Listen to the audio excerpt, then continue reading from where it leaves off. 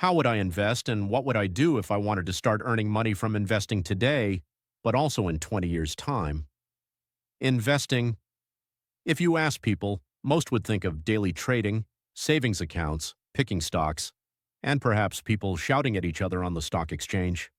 However, investing is much more than that. The point of investing is to make your money earn you even more money. Over the past few years, I have met dozens of wealthy people and noticed several similarities among them, two of which are repeated over and over again. Very wealthy Czechs all invest.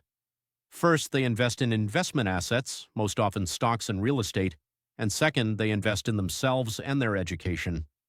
I was lucky to realize this a long time ago, and after 10 years of active investing, I know that if I were starting today in 2025, I would do a lot of things differently. These things would probably have earned me millions of extra dollars for my portfolio over my decade of investing, and I want to share them with you. Welcome to another investment video. When you start investing, you first need to answer two basic questions. The first is, why do I want to invest? And the second is, how long do I want to invest? I guess most of us want to invest so that we can have more money from the money we invest. The phrase money makes money really works when it comes to investing. My big why when I started investing 11 years ago was freedom, because I consider freedom to be the most important thing you can achieve in capitalism. In my opinion, it's not a Lamborghini, an expensive watch, or a private island, but complete freedom. I define it as the ability to do what I want, when I want, with whom I want, and as often as I want. Your why can be anything. For most people, it will be securing their retirement, which, if you are under 40 today, you will probably not get from the state. For some, it may be to grow their capital through investments so that they can build their dream home, because they will never achieve that by saving alone. But that's not all. Just as important as why is how long I want to invest. The length of the investment is crucial. This is mainly due to two things. One, the choice of investment asset, and two, how much money you will have at the end. For example, if you know that you will need the money in 1 to 2 years, you will not invest it in stocks, which may fall by tens of percent in the short term due to a crisis, or you will not invest it in real estate for which you are taking out a 30-year mortgage due to the low liquidity of real estate. This graph nicely sums up the fact that it is well known that the longer you invest, the lower the chance that you will lose money on stocks. After 10 to 15 years of investing, there is almost a 0% chance that you will be in the red on stocks. Stocks are the right choice if I have at least 3 or more years, because for shorter horizons there are, for example, government bonds. I was lucky to have investing in my family. My dad invested, but I was still afraid to start. For 2 years, I put off a decision that would have taken me 15 minutes, opening an account with a broker. The basics of investing can be mastered in 20 hours of focused study, but most people never even start that first hour. I too procrastinated for 2 years on the most basic step, choosing where and if I would invest, and those 2 years cost me millions, because time is your best friend in investing. If you look at how much you could have at age 55 by investing $100 and then $500 a month with an average return of 10% per year, start at age 18 equals 23.2 million, start at age 25 equals 11.6 million. Starting at age 35 equals 4.1 million. The difference between starting at age 18 and 35 is over $19 million. And yet choosing an investment app today takes just a few minutes.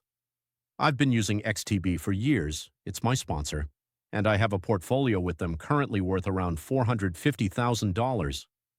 It is extremely important to start as soon as possible and start with a reliable broker or investment app.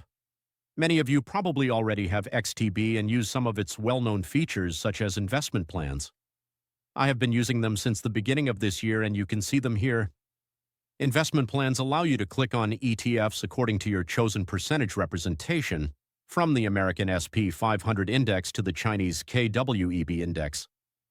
You can then invest manually or turn on automation and invest, for example, $1,000 per month. There are 0% transaction fees up to 100,000 euros per month. So if you don't invest more than 2.5 million Czech koruna per month on XTB, it's free. However, one thing bothered me about XTB until recently, and that was that they had relatively expensive currency exchanges compared to their competitors. They charge 0.5% of the amount exchanged, for example, from Czech koruna to US dollar. But that has now changed with a new feature called e-wallet. This is a free currency exchange. You can find the e-wallet feature in your mobile app. Of course, you can use e-wallet for payments, withdrawals, etc. via a virtual card, which is great. But I mainly use e-wallet for free currency exchange for investing. I assume that most of you will have income in Czech korunas but want to invest in dollars or euros. Just send your Czech korunas to e-wallet, exchange them for dollars or euros for free, and then transfer the exchange money to your dollar or euro account at XTB and happily buy stocks or ETFs without fees. Few people know that you can also buy gold on XTB through ETFs.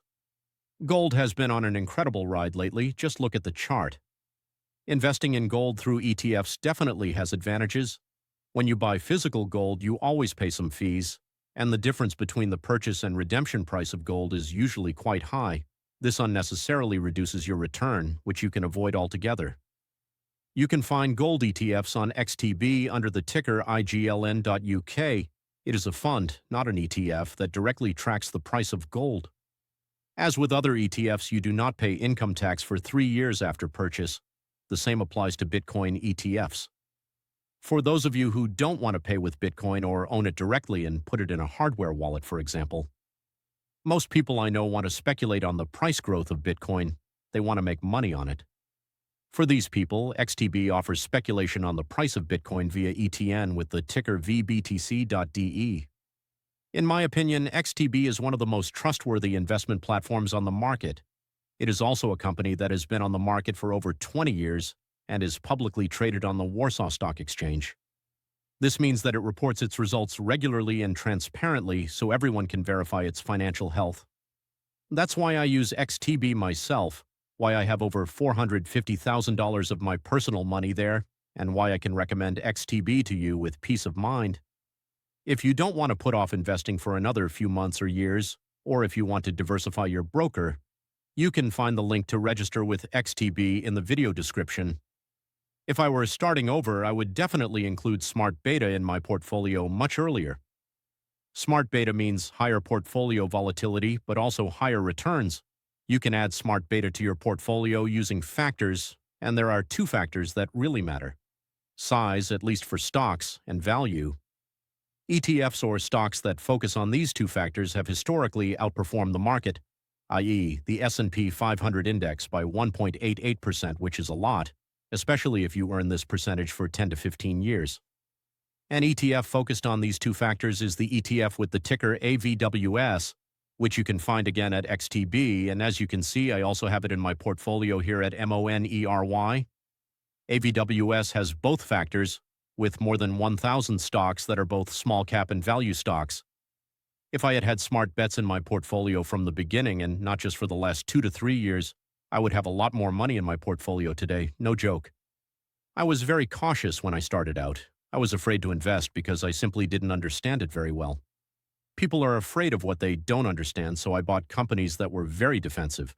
I bought value companies and companies that paid high dividends, which is disadvantageous from a tax perspective.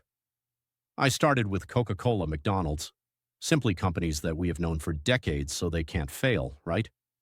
Today I know that was stupid. I simply didn't invest the way a 21-year-old should invest. If you are under 45 and investing, your portfolio should match your risk profile. You won't usually have a large proportion of bonds, a large proportion of gold, or a large proportion of dividend-paying companies.